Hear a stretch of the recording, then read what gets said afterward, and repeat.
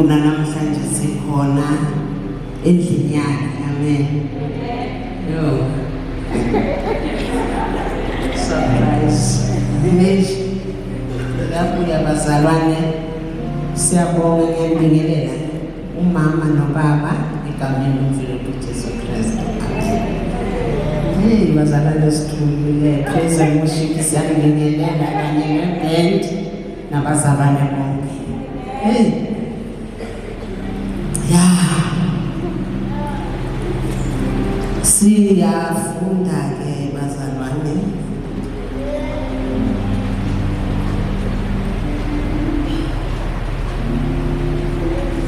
Sizofunda izwi lenkosi ma silapha encwadini kaMathew 5 kuverse 3. Lifundeka kanje.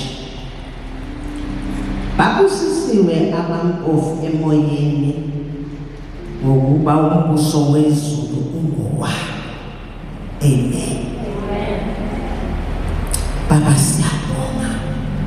Andizwe lakho namhlanje uNkulunkulu wethu akusisize uNkulunkulu wethu kephume lokho Nkosi esakufundayo. Moya ngcwele sithembe wena ba ukhulume nathi le ndawo. Ngelihle igama namandla kaJesu Kristu. Amen. Angazi ke isikhathi ngizosayinelwa kanjani ukuthi isikhathi siphelile. Uma sisafundile lapha ukuthi babusisiwe abampofu emoyeni. Okay.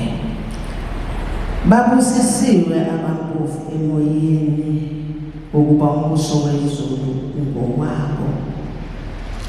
Sizokhumbula abazalwane ukuthi esiye safundiswa ukuthi uma kukhulunywa ngomuntu, uma sithi umuntu ompofu emoyeni, umuntu owethembe uNkulunkulu, umuntu obeke uNkulunkulu ezintweni zonke phambili.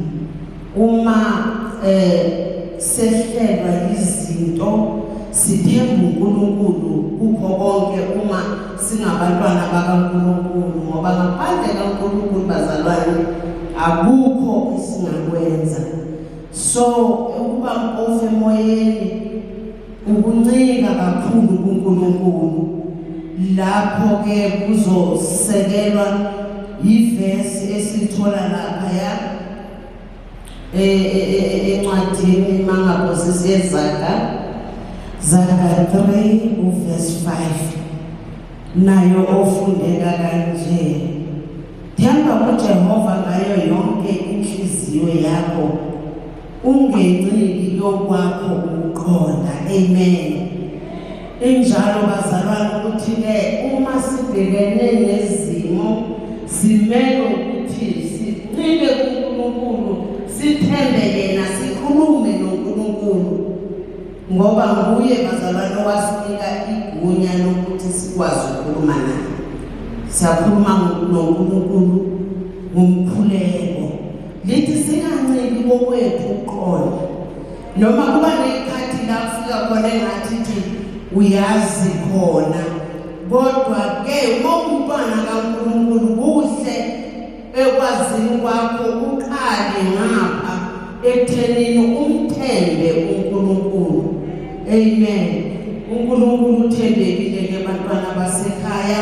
Elinye futhi verse engasho ngisho ngela lilapha ya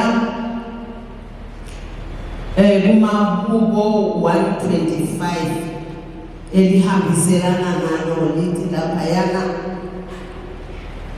abamethembayo uJehova bafana nentaba yaseSiyoni engenakuzanyazanyiswa kepha eliphakade. Amen. Uma sinezimo kuba nezimo ezifikayo ngesinye isikhathi emntwini uzwe ukuthi lezi zimo lezi ziyakusheka, kodwa manje ekuthenini ubalekele lezo zimo ukusinda ngaleyo ndlela ukuthi uthembe uJehova. uNkulunkulu labo bantu abanjalo ubafananisa nentaba yaseSiyoni engenakuzanyazanyiswa.